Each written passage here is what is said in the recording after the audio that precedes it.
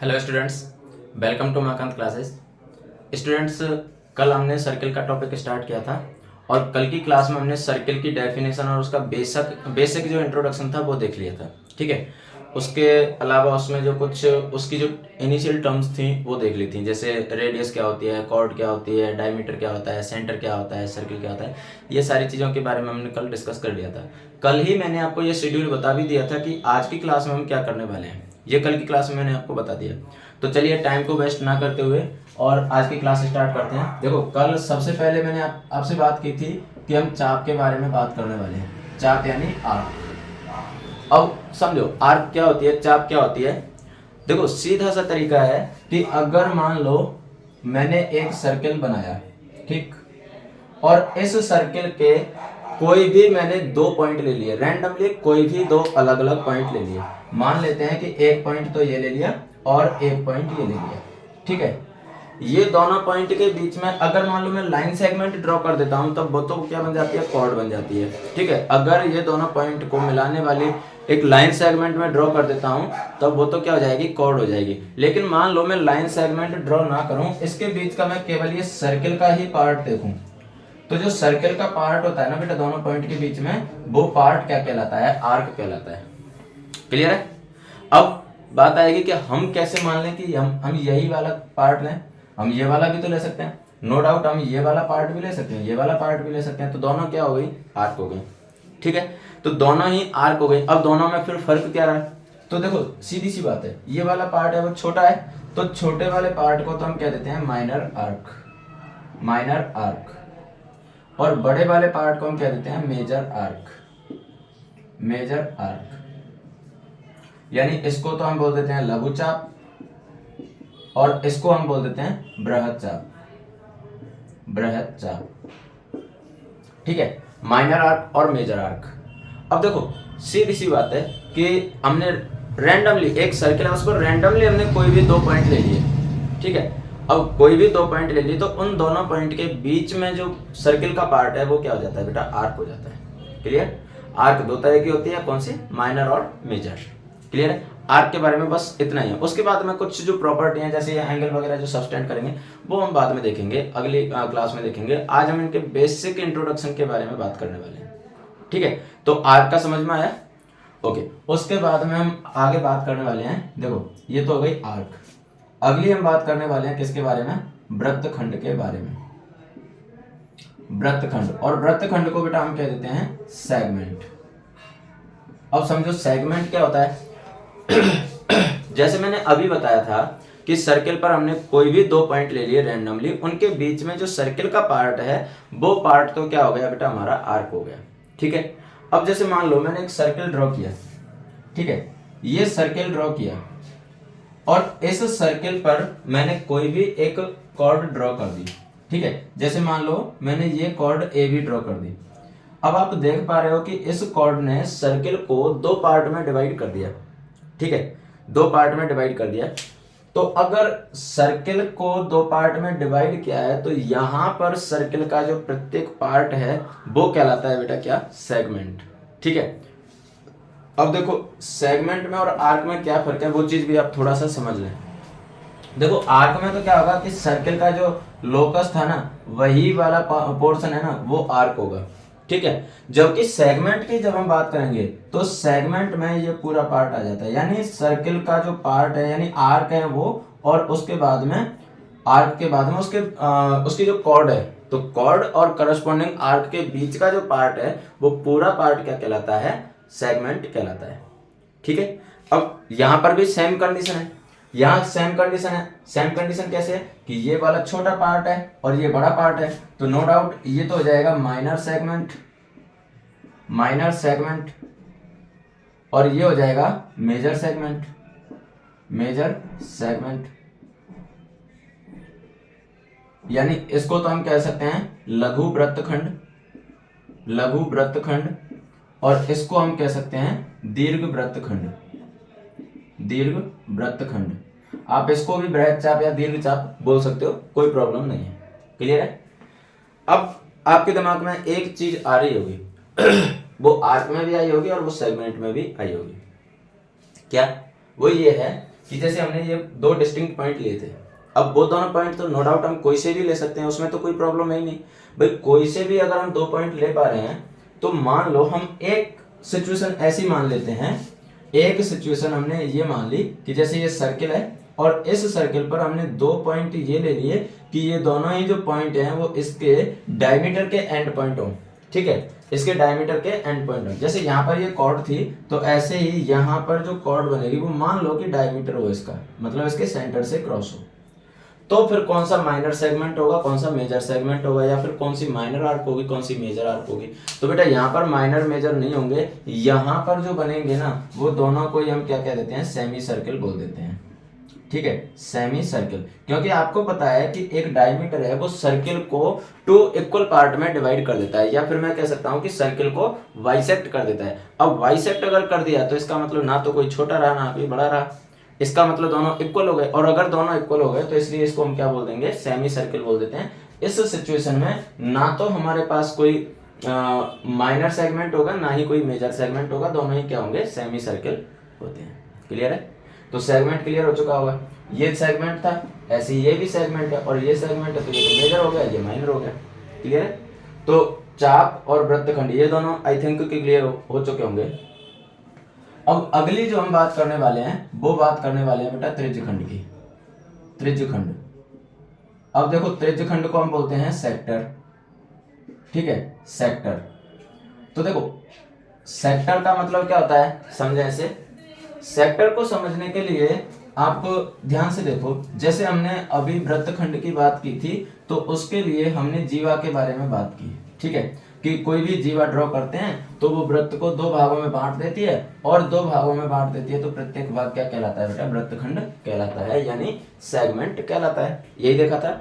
अगर मैं त्रिज्यखंड की बात करूं यानी सेक्टर की बात करूं तो आप ऐसे समझो, जैसे मान लो मैंने कोई भी एक रैंडमली कोई भी एक आर्क ली, ठीक है, ये मैंने रैंडमली कोई भी एक आर्क ले ली और ये है सर्किल का सेंटर। अब आप क्या करोगे कि इस आर्क के दोनों जो एंड पॉइंट थे उन एंड पॉइंट को सर्किल के सेंटर से मिला दो, ज्वाइन कर दो, ठीक है। सर्किल के सेंटर से जब आप इनको ज्वाइन करोगे तो देखो नो डाउट ये भी क्या हो गई, रेडियस, और ये भी क्या हो गई, रेडियस हो गई, ठीक है। यानी कोई भी आर्क आपने ली और उस आर्क के दोनों एंड पॉइंट को आपने सर्किल के सेंटर से ज्वाइन कर दिया। अब आप देख पा रहे हो कि सर्किल के सेंटर से जब ज्वाइन किया तो यहाँ पर भी हमारे पास दो रेडियस बन चुकी हैं, ठीक है। ये जो दोनों रेडियस बनी है, इन दोनों रेडियस ने मिलकर के और फिर सर्किल को दो पार्ट में डिवाइड कर दिया। अब जो रेडियस ने डिवाइड किया है ना, ये रेडियस ने जो डिवाइड किया है इसे बोल देते हैं बेटा हम सेक्टर, यानी त्रिज्यखंड। त्रिज्यखंड। अब यहाँ पर भी वापस वही कंडीशन की, ये छोटा है तो ये माइनर सेक्टर और ये बड़ा है तो ये major sector. Major sector clear है, यानी ये लघु त्रिज्यखंड और ये दीर्घ त्रिज्यखंड। त्रिज्यखंड क्लियर है। तो ये था बेटा त्रिज्यखंड वाला कंसेप्ट। त्रिज्यखंड को और भी बेटर वे में चलो मैं समझाना चाहूँ आपको। तो देखो आजकल आप लोगों की फास्ट फूड में फर्स्ट चॉइस क्या होती है बेटा, पिज्जा होती है। थोड़ा सा भी चलो पार्टी करने का मन किया, चलो फिर पिज्जा ऑर्डर करते हैं, फ्रेंड्स वगैरह मिले और चलो पिज्जा ऑर्डर करते हैं। अब आप ध्यान से समझना, जो पिज्जा आता है वो गोल होता है, वो गोल होता है, उसको एक सर्किल मान लो आप, ठीक है। अब आपने क्या किया, जैसे देखो आपने ये पिज्जा मंगाया। अब ये तो है नहीं कि आप पिज्जा को ऐसे तोड़ोगे, बाइट बनाया और खाया, ऐसे तो खाते नहीं हो पिज्जा को भाई, ऐसे तो रोटी को खाते हैं हम। पिज्जा को आप कैसे खाते हो, तो पिज्जा के बेटा आप क्या करते हो, सबसे पहले पिज्जा के आप स्लाइस करते हो, ठीक है। तो जो पिज्जा के लिए जो स्लाइस कटर होता है उससे आपने इसके स्लाइस बनाए। मान लेते हैं कि इसके आपने ऐसे ये स्लाइस बना दिए, ठीक है। टोटल कितने स्लाइस बन गए, 1 2 3 4 5 6 7 8, टोटल आपने 8 स्लाइस इसके बना दिए, ठीक है। पिज्जा का नाम सुन के मुंह में पानी नहीं आना चाहिए बेटा, यहाँ पर हम पढ़ रहे हैं, ठीक है। चलो जॉक्स अपार्ट, वापस कंटिन्यू। तो देखो ये पिज्जा आपने बनाया। अब पिज्जा को जब आपने कट कर दिया तो पिज्जा का जो स्लाइस है ना वो क्या है बेटा, वो सेक्टर है। पिज्जा का जो स्लाइस है वो क्या है, सेक्टर है। वो सबसे बेस्ट एग्जाम्पल है सेक्टर का, ठीक है। तो ये क्या होते हैं, सेक्टर होते हैं। और सेक्टर का मतलब क्या होगा, अब देखो यहाँ से एक चीज और मैं आपको बता दूं, जैसे मान लो मैंने ये सेक्टर बनाया, ठीक है। अब आप ऐसे समझो कि इस सेक्टर में ये जो दोनों आर्क के एंड पॉइंट थे उन दोनों को मिलाने वाली मैं कॉर्ड बना देता हूँ। ठीक है, ये मैंने कॉर्ड बना दी। अब आप देखो इस कॉर्ड ने सेक्टर को दो पार्ट में डिवाइड कर दिया और दोनों अलग अलग शेप बन रही है, दोनों अलग अलग शेप बन रही है। कौन कौन सी? देखो ये तो क्या बन रहा है, ट्रायंगल बन रहा है, ये तो ट्रायंगल बन रहा है, और ये क्या बन रहा है, सेगमेंट बन रहा है, सेगमेंट बन रहा है। तो इसलिए कोई भी सेक्टर जो होता है, कोई भी सेक्टर होता है वो हमेशा ट्रायंगल और सेगमेंट से मिलकर के बनता है।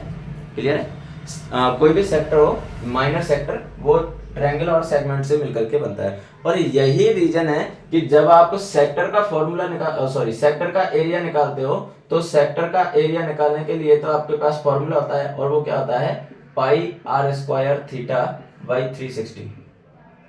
ठीक है, कई जगह आप इसे ऐसे भी लिख देते हो कि theta by 360 into pi r square. बात एक ही है, आप इस फॉर्म में लिखो या इस फॉर्म में लिखो, एक ही बात है। तो सेक्टर निकालने के लिए तो आपके पास फॉर्मूला होता है, लेकिन सेगमेंट का एरिया निकालने के लिए आपके पास कोई फॉर्मूला नहीं होता है। तो फिर सेगमेंट का एरिया आप कैसे निकालते हो? नो डाउट मैं आपको इन चीजों पर नहीं ले जाना चाह रहा, क्योंकि ये 10th क्लास में जाते हैं, तो हम 10th क्लास में इनको पढ़ने वाले हैं, बट मैं थोड़ा सा आपको इनका इंट्रोडक्शन दे रहा हूँ। तो देखो, अगर मान लो मुझे सेगमेंट का एरिया निकालना है तो फिर हम क्या करते हैं बेटा, सेगमेंट का एरिया निकालने के लिए हम सेक्टर के एरिया में से, देखो ये तो था पूरा सेक्टर, इस सेक्टर के एरिया में से अगर मान लो मैं इस ट्रायंगल का एरिया माइनस कर दूं तो फिर मेरे पास क्या बचेगा, सेगमेंट ही बचेगा ना। तो इसलिए कभी भी जब हमें सेगमेंट का एरिया निकालना है तो एरिया ऑफ सेगमेंट होता है बेटा, area of segment equals to area of sector minus area of triangle. यानी इसको जनरली हम सेक्टर के एरिया में से ट्रायंगल का एरिया माइनस कर देते हैं तो हमें सेगमेंट का एरिया मिल जाता है। अब ट्रायंगल का एरिया तो हम किसी भी तरीके से निकाल सकते हैं, वो डिपेंड करता है थीटा पर। अगर थीटा 90 डिग्री का है तो half into L into B, यानी half into base into height, उससे निकाल लो। ठीक है, या फिर अगर आपको थीटा 60 डिग्री का दिया हुआ है तो इक्विलेटरल ट्रायंगल से निकाल लो, √3/4 इंटू साइड स्क्वायर। और अगर मान लो आपको थीटा कुछ और दिया हुआ है तो half into r square sine theta, उससे निकाल लो। तो बहुत सारे पैटर्न होते हैं हमारे पास, तो उसमें खैर हमें अभी नहीं पढ़ना है, वो 10th क्लास की बात हो जाती है। लेकिन अभी तो आप केवल इतना समझो कि जो सेक्टर बनता है वो सेगमेंट और ट्रायंगल इन दोनों से मिलके बनता है। क्लियर है? तो जहां तक मैं समझ पा रहा हूँ कि ये तीनों जो टॉपिक हैं वो आपके क्लियर हो चुके होंगे, चाप, वृत्तखंड और त्रिज्यखंड, यानी आर्क, सेगमेंट और सेक्टर। क्लियर है? आर्क का मतलब होगा कि सर्किल पर रैंडमली हमने कोई भी दो पॉइंट लिए, उन दोनों पॉइंट के बीच वाला जो पार्ट है वो तो क्या हो गया, आर्क हो गया। ठीक, सेगमेंट की बात करेंगे तो रैंडमली हमने कोई भी दो पॉइंट लिए, उन पॉइंट को मिलाने वाली जो कॉर्ड है वो ड्रॉ की, तो उस कॉर्ड ने सर्किल को दो पार्ट में डिवाइड कर दिया, तो वहां पर प्रत्येक पार्ट जो कहलाता है वो क्या कहलाता है बेटा, सेगमेंट कहलाता है। ठीक है, उसके बाद में सेक्टर की बात करते हैं तो कोई भी एक रेडियस है, कोई भी दो रेडियस हैं, उन दोनों रेडियस को जब सर्किल से मिला देते हैं, मतलब सेंटर को सर्किल से जब मिला देते हैं तो दोनों रेडियस सर्किल को दो पार्ट में डिवाइड कर देते हैं, तो प्रत्येक पार्ट क्या कहलाता है बेटा, सेक्टर कहलाता है। तो यहां तक हमने इन तीन टॉपिक के बारे में बात की थी। ठीक है, अब हम बात करने वाले हैं टेंजेंट और सिकेंट की। ठीक है, टेंजेंट और सिकेंट, देखो इन दोनों में क्या फर्क है, क्या होते हैं, पहले तो ये देखेंगे, फर्क बाद में देखेंगे, डिफरेंस बाद में देखेंगे। तो देखो सबसे पहले बेटा हम बात करते हैं टेंजेंट की। टेंजेंट क्या होती है, या चलो पहले सिकेंट की बात कर लेते हैं, टेंजेंट को बाद में देख लेंगे, क्योंकि टेंजेंट थोड़ा सा डेप्थ में जाएंगे टेंजेंट की में, सिकेंट में इतना कुछ है नहीं। तो पहले मैं सिकेंट देख लेता हूँ। तो देखो सिकेंट को बोलते हैं बेटा प्रतिच्छेदी रेखा, प्रतिच्छेदी रेखा या फिर छेदक रेखा, छेदक रेखा, इसे ही हम क्या कह देते हैं बेटा, सिकेंट।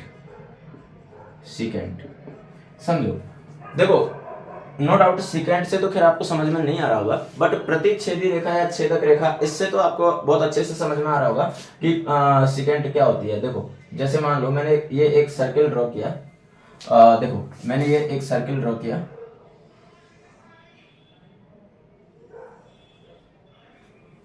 अब इस सर्किल पर आपने एक लाइन ड्रॉ की और वो लाइन ऐसी है कि इस सर्किल को दो अलग अलग पॉइंट पर काट रही है। ठीक है, जैसे मान लो मैंने ये लाइन ड्रॉ कर दी जो दो अलग अलग पॉइंट पर इसको काट रही है, तो बेटा ये लाइन क्या कहलाती है, फिर ये लाइन कहलाती है सिकेंट। ठीक है, ये लाइन क्या कहलाती है, सिकेंट कहलाती है। सिकेंट का मतलब होता है a line that intersect circle at two distinct point is called secant. एक ऐसी रेखा जो वृत्त को दो अलग अलग बिंदुओं पर प्रतिच्छेद करती है उसे हम क्या कहते हैं बेटा? सिकेंट कहते हैं, यानी छेदक रेखा कहते हैं। क्लियर है? तो सिकेंट का मतलब क्या हुआ? सिकेंट का मतलब ऐसी लाइन जो सर्किल को दो अलग अलग पॉइंट पर इंटरसेक्ट करे, वो क्या होगी? सिकेंट होगी। अब हम बात करते हैं कि एक सर्किल की कितनी सिकेंट हो सकती हैं। तो अब हमने क्या बोला कि दो अलग अलग पॉइंट पर इंटरसेक्ट कर रही है, तो नो डाउट ऐसे तो बहुत सारे पॉइंट हो सकते हैं हमारे पास। अब बहुत सारे पॉइंट हो सकते हैं तो इसका मतलब सीधा सा है कि हमारे पास बहुत सारी सिकेंट हो सकती हैं। देखो, तो हमारे पास सिकेंट कितनी हो जाएंगी? इनफाइनाइट सिकेंट हो जाएंगी, इनफाइनाइट सिकेंट हो जाएंगी। क्लियर? हम कितनी भी सिकेंट ड्रॉ कर सकते हैं, तो इसलिए किसी भी सर्किल में इनफाइनाइट सिकेंट हो सकती हैं। देखो, हम जब टेंजेंट की बात करेंगे ना, तो टेंजेंट तो हम अलग अलग सिचुएशन में देखेंगे तो वो चेंज होंगी, लेकिन सिकेंट किसी भी सिचुएशन में चेंज नहीं होगी। सिकेंट हमेशा, अगर पूछा जाए कि चाहे सिचुएशन कोई सी भी दे दे, जैसे मान लो आपको बोल दिया कि किसी भी सर्किल के एक्सटीरियर पार्ट में कोई पॉइंट है, वहां से कितनी सेकंड ड्रॉ की जा सकती है? आंसर होगा इनफाइनाइट। सर्किल पर कोई पॉइंट है, उससे कितनी सेकंड ड्रॉ की जा सकती है? आंसर होगा इनफाइनाइट। सर्किल के अंदर कोई पॉइंट है, वहां से कितनी सेकंड ड्रॉ की जा सकते हैं? आंसर होगा इनफाइनाइट। सर्किल के कितनी सेकंड होते हैं? आंसर होगा इनफाइनाइट। चाहे सिचुएशन कुछ भी हो, आंसर होगा इनफाइनाइट। किसके लिए? सिकेंट के लिए। यही वजह थी कि मैंने सिकेंट को पहले ले लिया। ठीक है, तो सिकेंट के लिए हमेशा आंसर क्या होता है? इनफाइनाइट। की सर्किल की कितनी भी सिकेंट ड्रॉ की जा सकती है, चाहे सिचुएशन आप कुछ भी दे दो। क्लियर है? तो ये था बेटा सिकेंट। सिकेंट नो डाउट बहुत छोटा सा कंसेप्ट था सिकेंट का। अब जो मेन टॉपिक है वो है बेटा टेंजेंट। तो टेंजेंट में क्या है कि सिचुएशन जैसे जैसे हम चेंज करते जाते हैं, वैसे वैसे उनके नंबर ऑफ टेंजेंट चेंज होते जाते हैं। तो इसलिए टेंजेंट को थोड़ा सा ध्यान से समझें, उसके बाद में हम ये भी बात करेंगे। पहले टेंजेंट समझ लेते हैं, फिर टेंजेंट और सिकेंट में डिफरेंस देख लेंगे, उसके बाद में नंबर ऑफ टेंजेंट देख लेंगे। ठीक है? तो देखो, मैं बात करने वाला हूं अभी स्पर्श रेखा की। स्पर्श रेखा, और स्पर्श रेखा को हम क्या कहते हैं बेटा? टेंजेंट। अब देखो, स्पर्श रेखा का मतलब क्या है? स्पर्श रेखा का मतलब होता है, जैसे मान लो मैंने एक, जैसे ये सर्कल ड्रॉ किया, अब एक ऐसी लाइन है जो इस सर्कल को किसी एक पॉइंट पर केवल टच कर रही है, किसी एक पॉइंट पर केवल टच कर रही है, तो वो क्या कहलाती है बेटा? टेंजेंट कहलाती है। ठीक है, जैसे ये लाइन है, तो ये लाइन क्या हो जाएगी? इसकी टेंजेंट हो जाएगी। टेंजेंट का मतलब समझ में आया? देखो, नाम से स्पष्ट है, स्पर्श रेखा, यानी जो केवल स्पर्श करे, केवल टच करे, उसे हम क्या कह देते हैं? स्पर्श रेखा कह देते हैं, या फिर क्या कह देते हैं? टेंजेंट कह देते हैं। अब देखो, इस हमने क्या बोला कि वृत्त के किसी एक बिंदु पर। अब किसी एक बिंदु का मतलब है, हमने देखा था जब इसकी डेफिनेशन देखी तो क्या बोला कि collection of all possible point. अब ऑल पॉसिबल पॉइंट्स कितने हो सकते हैं? इनफाइनाइट हो सकते हैं। तो जब इनफाइनाइट पॉइंट सर्किल में हो सकते हैं, तो नो डाउट इसकी टेंजेंट भी कितनी हो सकती है बेटा? इनफाइनाइट हो सकती है। क्लियर है? इसकी टेंजेंट भी कितनी हो सकती है? इनफाइनाइट हो सकती हैं। तो देखो, इसकी हम कितनी भी टेंजेंट बना सकते हैं, हर पॉइंट के लिए अलग टेंजेंट हो जाएगी, हर पॉइंट के लिए अलग टेंजेंट। देखो, आप देख सकते हो, हर पॉइंट के लिए अलग टेंजेंट मिलेगी। कितनी भी टेंजेंट आप इसकी ड्रॉ कर सकते हो। अब देखो, आपको मैं इसका एक बेसिक सा एग्जांपल बताऊं। मैं आपको आपके चाइल्डहुड में लेके चलता हूं और वहां से मैं आपको इसे कनेक्ट करता हूं। देखो, आप ऐसे समझो, आपने बचपन में ऐसे खेल तो बहुत खेले होंगे कि जैसे आपने कोई एक ऑब्जेक्ट लिया और उसको डोरी थ्रेड में बांधा, धागे में बांधा, और फिर उसको ऐसे घुमाया। ठीक है? जब आप उसे ऐसे घुमा रहे हो तो ध्यान रखो, जैसे मान लो फॉर एग्जांपल, मान लो मैंने एक थ्रेड लिया और उस थ्रेड में ऐसे कुछ बांधा हुआ है और उसको मैं ऐसे घुमा रहा हूँ, तो ध्यान रखना जब घूमेगा तो वो ऐसे एक राउंड शेप में घूमता है। अगर वो राउंड शेप में घूम रहा है, इसका मतलब हमारे पास जो ज्योमेट्री बन रही है, जो शेप बन रही है, वो किसकी बन रही है बेटा? सर्किल की बन रही है। ठीक है? तो उस टाइम जो थ्रेड की लेंथ है वो तो क्या हो गई? उसकी रेडियस हो गई। ठीक? लेकिन रेडियस वगैरह तो खैर हम पहले पढ़ चुके हैं, तो अभी मैं उन पर तो नहीं जा रहा। मैं आ रहा हूँ किस पर? स्पर्श रेखा पर। जस्ट इमेजिन कि आपने कोई ऑब्जेक्ट बांधा हुआ है थ्रेड में और आप उसे ऐसे घुमा रहे हो। अब एक मोमेंट ऐसा आता है कि वो ऑब्जेक्ट जो थ्रेड में बंधा हुआ है, मान लो वो थ्रेड की जो गांठ है वो खुल गई। ठीक है? और अगर वो गांठ खुल गई तो फिर क्या होगा? ऐसा नहीं है कि जिस मोमेंट पर वो गांठ खुली है, जिस मोमेंट पर वो ऑब्जेक्ट थ्रेड से अलग हुआ है, उस मोमेंट पर वो ऑब्जेक्ट नीचे गिर जाए या फिर उसी सर्कुलर उसमें पथ में वो राउंड करता रहे, ऐसा भी नहीं होगा। इन दोनों में से कुछ भी नहीं होगा। क्या होगा, जैसे मान लो ऐसे हम घुमा रहे हैं और एट द मोमेंट इस पॉइंट पर वो थ्रेड से अलग होता है, तो क्या होगा, इस पॉइंट पर एग्जैक्ट वो इसी डायरेक्शन में कंटिन्यू चलता जाएगा और आगे जाके फिर वो गिर जाएगा। अब ऐसा क्यों हुआ, जब इस मोमेंट पर, इस पॉइंट पर जब वो थ्रेड से अलग हुआ है, तो होना तो ये चाहिए था कि वो नीचे गिर जाए, यहीं इसी पॉइंट पर नीचे गिर जाए, क्योंकि नीचे ग्रेविटेशन फोर्स लग रहा है। नो डाउट ग्रेविटेशन फोर्स की वजह से वो नीचे जरूर गिरेगा, लेकिन यहां नहीं गिरेगा, आगे पहले इसी डायरेक्शन में सीधा जाएगा और सीधा जाने के बाद में फिर वो नीचे गिरेगा। क्लियर है। अब ये क्यों, आगे जब सीधा गया तो वो इसी डायरेक्शन में क्यों गया, इस डायरेक्शन में क्यों नहीं गया, पीछे क्यों नहीं गया, इस डायरेक्शन में क्यों नहीं गया? उसका रीजन ये था कि जब हम उसको घुमा रहे थे तब उस टाइम पर जो सर्किल बन रहा था, उस सर्किल की टेंजेंट की डायरेक्शन ये थी, तो उस टेंजेंट की डायरेक्शन ये होने की वजह से वो पहले इस डायरेक्शन में आगे जाएगा फिर जाके नीचे गिरेगा। तो ये होती है बेटा टेंजेंट। क्लियर है। तो आई होप कि टेंजेंट का कंसेप्ट आपका क्लियर हुआ होगा। टेंजेंट का मतलब सीधा सा आप एक ही चीज समझो कि ऐसी लाइन जो सर्किल को एक पॉइंट पर केवल टच करती हो, उसे हम क्या कह देंगे, टेंजेंट कह देते हैं। क्लियर। ओके, अब देखो मैं आपसे एक बहुत बेसिक सा क्वेश्चन पूछता हूं, और क्वेश्चन क्या है, बहुत नॉर्मल सा क्वेश्चन है। What is the difference between tangent and secant? मैं क्वेश्चन आपको लिख देता हूं। What is the difference between tangent and secant? यानी स्पर्श रेखा और छेदक रेखा में क्या फर्क है, स्पर्श रेखा और छेदक रेखा में क्या फर्क है। ठीक है। अब देखो आपको एक काम जरूर करना है बेटा, इसका आंसर तो मैं बता रहा हूं अभी, लेकिन इसी मोमेंट पर इस वीडियो को पॉज करके पहले आपको कमेंट करना है इसका आंसर, तब जाके इस वीडियो को आगे कंटिन्यू करना है। इसी मोमेंट पर आप वीडियो पॉज करो और पहले इसका कमेंट करो, इसका आंसर कमेंट करो, और उसके बाद में वीडियो आगे कंटिन्यू करना है। ठीक है। चलो, आई होप कि आपने कमेंट किया होगा। तो अब मैं इसका आंसर बताता हूँ कि क्या होता है। नो डाउट आप सभी का आंसर ज्यादातर यही आया होगा कि सर जैसे ये सर्किल है, तो इस सर्किल में ये तो हो जाती है सिकेंट और ये हो जाती है टेंजेंट, तो इन दोनों में फर्क क्या आ जाएगा कि सिकेंट तो किसी भी सर्किल को दो अलग अलग पॉइंट पर इंटरसेक्ट करती है, जबकि टेंजेंट एक ही पॉइंट पर दोनों को क्या करती है, सर्किल को क्या करती है, टच करती है। मतलब ये दो अलग अलग पॉइंट पर और वो भी इंटरसेक्ट करेगी, और ये केवल एक ही पॉइंट पर और वो भी टच करेगी। ये दोनों में फर्क हो जाता है। क्लियर है। ये दोनों में फर्क हो जाता है। अब देखो आप एक चीज समझो, देखो एक तो होता है नॉर्मल आंसर, ठीक है, एक तो होता है नॉर्मल आंसर और एक होता है स्मार्ट आंसर। स्मार्ट आंसर और नॉर्मल आंसर में क्या फर्क है बेटा? स्मार्ट आंसर का मतलब, नॉर्मल आंसर का मतलब तो ये है कि जैसे आपने आंसर किया, एग्जामिनर को आपको नंबर देने पड़ेंगे, कोई डाउट नहीं है। और स्मार्ट आंसर वो होता है कि एग्जामिनर को भी सोचने पर मजबूर कर दे कि वाह क्या गजब आंसर किया है बच्चे ने, है ना। एक वो होता है ना वाव फैक्टर आना, तो वो वाव फैक्टर किससे आता है? स्मार्ट आंसर से।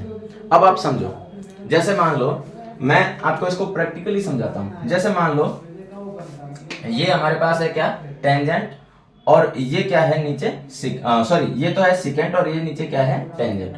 अब आप एक चीज समझना, जैसे देखो ये जो सिकेंट थी, इस सिकेंट को मैंने यहां से मूव करते गया, यहां से मूव करते गया और मैं यहां पर आ गया, कहां पर, जहां ये टेंजेंट बन रही है। अब आप ऐसे समझो कि जैसे ही मैं इस सिकेंट को मूव कर रहा हूं, तो इसके ये जो दोनों पॉइंट हैं, ये दोनों पॉइंट भी बेटा सर्किल पर ही चलेंगे। पॉइंट तो ऐसे तो है नहीं कि सर्किल से बाहर चले जाएं या सर्किल के अंदर चले जाएं, भाई पॉइंट तो सर्किल पर ही चलेंगे। तो जैसे जैसे मैं इसको ऐसे नीचे मूव करता गया बेटा, ये पॉइंट और ऐसे ऐसे ऐसे ऐसे आते गए, ऐसे आते गए, और एक मोमेंट ऐसा आएगा जब ये जो टेंजेंट, जो सिकेंट थी, वो सिकेंट जब सर्किल को केवल टच कर रही होगी, उस टाइम पर क्या होगा, ये दोनों पॉइंट, जैसे मान लो मैं इसको नाम दे देता हूँ ई, ए, और इसको नाम दे देता हूँ बी, तो फिर क्या होगा कि एक मोमेंट ऐसा आएगा जब ये ए और बी दोनों एक दूसरे को क्या कर रहे होंगे, ओवरलैप कर रहे होंगे। ओवरलैप कर रहे होंगे, ठीक है। तो अब देखो मैं स्मार्ट आंसर की बात कर रहा था, तो आप इसका आंसर ये भी कर सकते हो कि जब पॉइंट ऑफ इंटरसेक्शन यानी सेकेंड के जो पॉइंट ऑफ इंटरसेक्शन होते हैं वो दोनों के दोनों पॉइंट ऑफ इंटरसेक्शन एक दूसरे को ओवरलैप करने लग जाए ना, तब सेकेंड कन्वर्ट किस में हो जाती है, टेंजेंट में कन्वर्ट हो जाती है। क्लियर है, ठीक है। अब आई होप कि ये चीजें समझ में आई होंगी आपकी। फिर भी अगर नहीं आई है तो आप नॉर्मल वो वाला आंसर तो दे ही सकते हो जो कि सेकेंड दो अलग अलग पॉइंट पर इंटरसेक्ट करती है टचिंग, और ये टेंजेंट है वो केवल टच करती है एक पॉइंट पर, वो तो खैर सभी जानती हैं, ऑब्वियस सी बात है, ठीक है। एक और आंसर इसका मैं बताता हूँ, वही स्मार्ट आंसर है, ठीक है। अब देखो जैसे आप ऐसे समझो कि ये क्या है, ये है सर्किल का सेंटर, ठीक है, और ये क्या है, सर्किल के सेंटर से और इस सेकेंड के बीच की क्या है बेटा, डिस्टेंस है, ठीक है, परपेंडिकुलर डिस्टेंस है। आप जस्ट इमेजिन करो कि अगर यही जो डिस्टेंस है वो डिस्टेंस मान लो अगर बन जाए रेडियस के बराबर, ये जो सर्किल के सेंटर की जो डिस्टेंस थी, सर्किल के सेंटर और सेकेंड के बीच की जो डिस्टेंस थी, अगर वही डिस्टेंस उसकी रेडियस के बराबर बन जाए तो सेकेंड किस में कन्वर्ट हो जाएगी, टेंजेंट में कन्वर्ट हो जाएगी। क्योंकि अगर ये डिस्टेंस रेडियस के बराबर बन जाएगी मतलब ये जो सेकेंड थी वो सेकेंड यहाँ से चल के और कहाँ आ जाएगी, यहाँ इस पर सर्किल की सरकमफेरेंस पर आ जाएगी, और सरकमफेरेंस पर आ गई तो इसका मतलब है कि सेकेंड किस में कन्वर्ट हो गई, फिर टेंजेंट में कन्वर्ट हो जाती है। तो ये इन दोनों में बेसिक जो रिलेशन होता है वो होता है। क्लियर है, तो आई होप कि सेकेंड और टेंजेंट ये दोनों चीजें आपकी बहुत अच्छे से अब क्लियर हो गई होंगी, ठीक है। अब हम कुछ अलग अलग सिचुएशंस लेते हैं और उन अलग अलग सिचुएशंस में नंबर ऑफ टेंजेंट की बात करते हैं, ठीक है। देखो अलग अलग सिचुएशंस क्या हो सकते हैं, देखो मैंने आपको एक चीज बताई थी, जब मैंने सर्किल को स्टार्ट किया था तब मैंने बताया कि सर्किल किसी भी सरफेस को जिस पर वो बना हुआ है उससे कितने पार्ट में डिवाइड करता है, 3 पार्ट में डिवाइड करता है। तो बस उसी के अकॉर्डिंग हमारे पास अलग अलग सिचुएशंस बन जाते हैं। देखो अगर मान लो आपसे पूछ लिया जाए, देखो मैं पहले पॉइंट की फॉर्म में लिखता हूँ, अगर मान लो आपसे पूछ लिया जाए कि हाउ मैनी टेंजेंट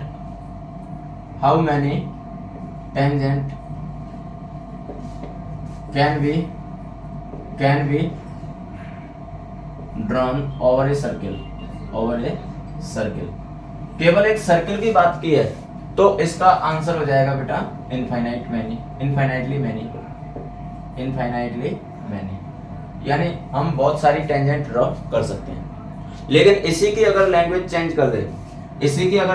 कर दे और बोल दे कि how many tangent can be drawn over a circle eight A point, मतलब इसमें केवल एक वर्ड ऐड कर दे और वो वर्ड कौन सा हो जाए, एट ए पॉइंट। अगर ये वर्ड ऐड कर दिया तो तुरंत इसका आंसर क्या हो जाएगा, 1। अब इतना चेंज कैसे आ गया मैं इसको डायग्राम में समझाता हूँ। देखो जैसे ये मैंने एक सर्किल बनाया, हम नॉर्मली बात कर रहे हैं कि एक सर्किल की कितनी टेंजेंट हो सकती हैं, तो जस्ट अभी मैंने आपको डायग्राम बना के दिखाया भी था कि एक सर्किल की तो इनफाइनाइटली मैनी टेंजेंट हो सकती हैं। देखो कितनी भी टेंजेंट आप ड्रॉ कर सकते हो इनकी, ठीक है, आप इनकी कितनी भी टेंजेंट ड्रॉ कर सकते हो। तो इसलिए एक सर्किल की तो कितनी टेंजेंट हो गई बेटा, इनफाइनाइटली मैनी टेंजेंट हो जाती है, ठीक है, ये टच कर रही है। तो ये तो आंसर हो गया कौन सा, इनफाइनाइटली मैनी वाला, एक सर्किल की, ठीक है।